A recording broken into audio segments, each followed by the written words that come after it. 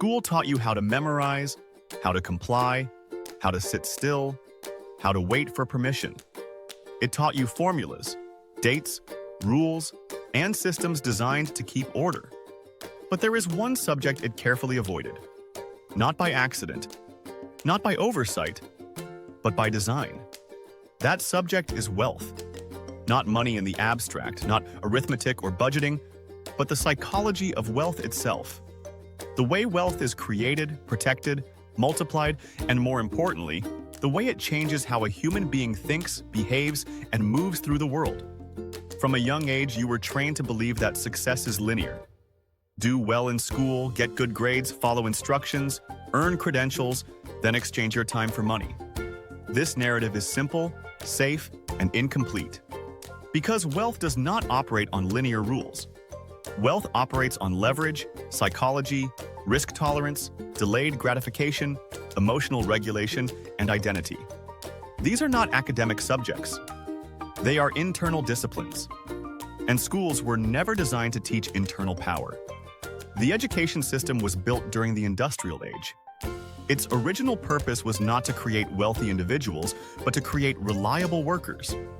People who could follow routines, respect hierarchy, and perform repetitive tasks with consistency. That system rewards obedience, not initiative. It rewards correct answers, not original thinking. Wealth, however, demands the opposite. Wealth rewards those who question assumptions, tolerate uncertainty, and act before certainty arrives. Teaching that mindset would destabilize the very structure schools were built to maintain. So instead, wealth became invisible, not discussed, not explored, not examined. You learned about historical figures who built empires, but never the mental frameworks they used. You learned about economic systems, but not how emotions drive markets. You learned how to calculate interest, but not how fear and greed silently dictate financial decisions. You learned how to earn a paycheck, but not how to detach your identity from one. This omission has consequences. When people are never taught how wealth actually works, they internalize scarcity without realizing it.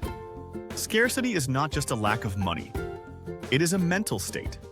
It is the constant background noise of anxiety, comparison, and urgency. It teaches you to focus on survival instead of strategy. It trains your nervous system to prioritize short-term comfort over long-term growth. And once that pattern is set early, it becomes self-reinforcing. Schools also avoid teaching wealth because wealth is deeply emotional. Money activates shame, pride, fear, envy, and power.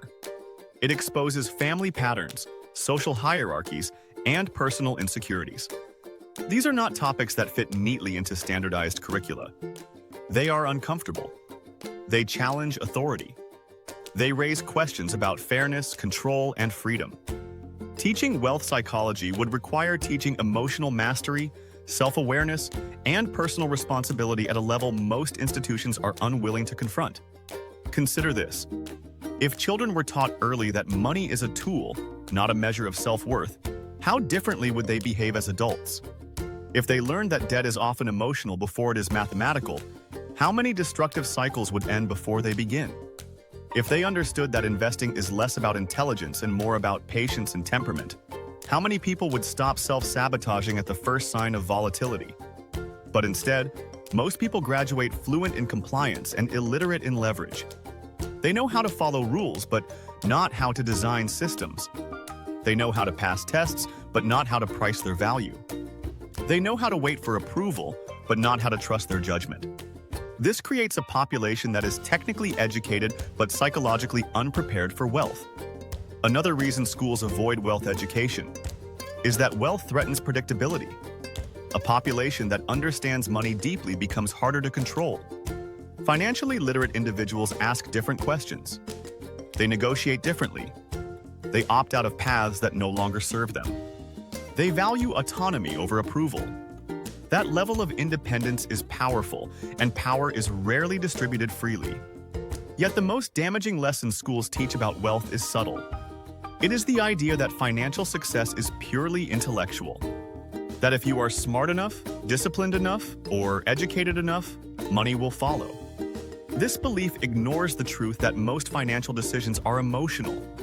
People do not fail financially because they cannot do math. They fail because they panic, because they seek validation, because they fear missing out, because they attach ego to outcomes. Wealth requires emotional regulation under pressure. That skill is never graded, never rewarded, never practiced in classrooms. So people enter adulthood untrained. They earn money without understanding it. They spend money to soothe emotions they cannot name. They avoid investing because uncertainty feels unsafe. Or they chase it recklessly to prove something to themselves or others. These behaviors are not personal flaws. They are predictable outcomes of an education system that teaches performance but not perception. The truth is, wealth is an identity before it is a number. It is a way of relating to time, risk, and self-trust. Wealthy individuals think in decades, not pay cycles.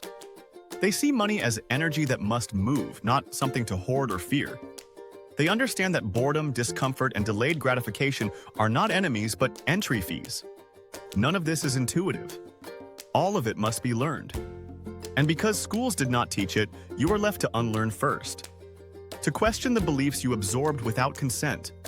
To examine the emotional scripts you inherited about money. To notice when fear disguises itself as logic. To recognize when comfort is costing you growth. This is not about rejecting education. It is about completing it. True wealth education begins when you realize that no institution will give you permission to think independently about money. You must claim that responsibility yourself.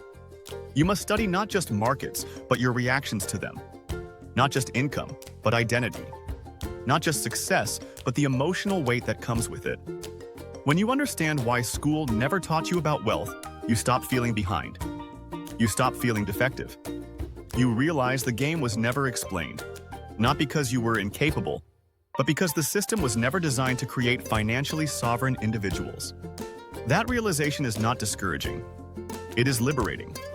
Because once you see the omission clearly, you can fill it deliberately. Wealth is not taught early because it changes people. It makes them calmer under pressure, slower to panic, harder to manipulate, and more intentional with their lives. And that is precisely why learning it now is one of the most powerful decisions you can make.